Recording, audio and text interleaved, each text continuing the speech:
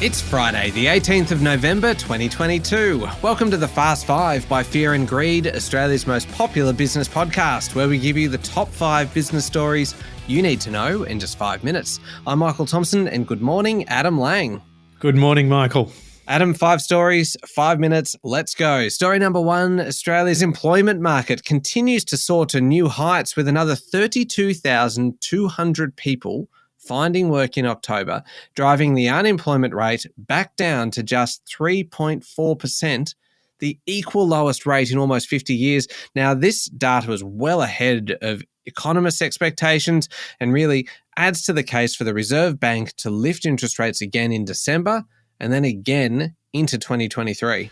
Michael, these are incredible numbers, as you say. The number of unemployed people decreased by 21,000 people and the unemployment rate fell by 0.1 percentage points in the month. Hours worked increased by 2.3%, and that's another indication that labour markets are very tight.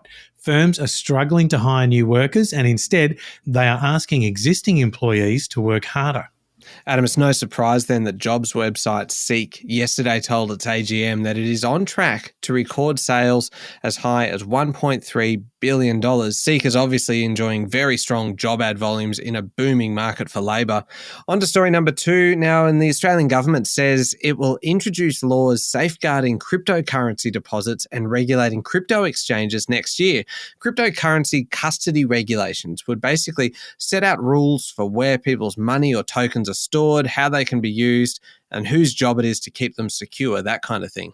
That's right, Michael. If Australia does legislate custody regulations by next year, it would be among the first countries in the world to do so.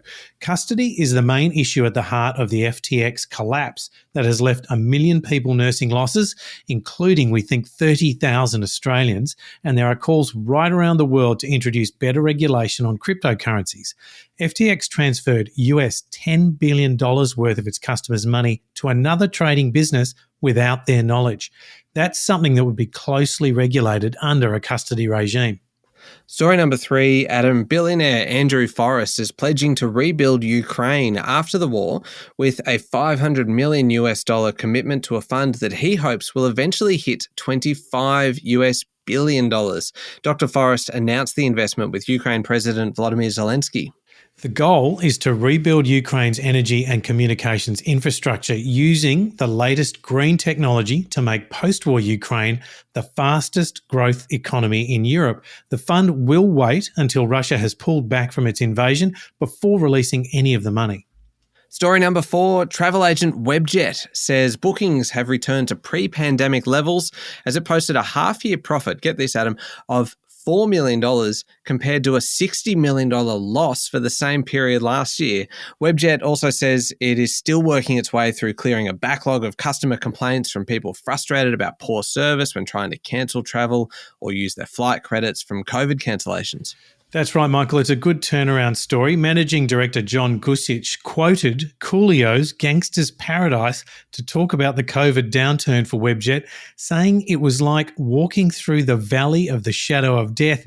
But Michael, unlike Coolio's next lyric, which was, I take a look at my life and realise there's not much left, John Gusich was far more positive about the outlook and said there was more than ever left.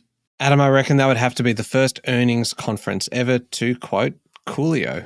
Let's hope it's not the last. Indeed. Story number 5, Adam, last one. The big retailers in the United States are reporting results at the moment.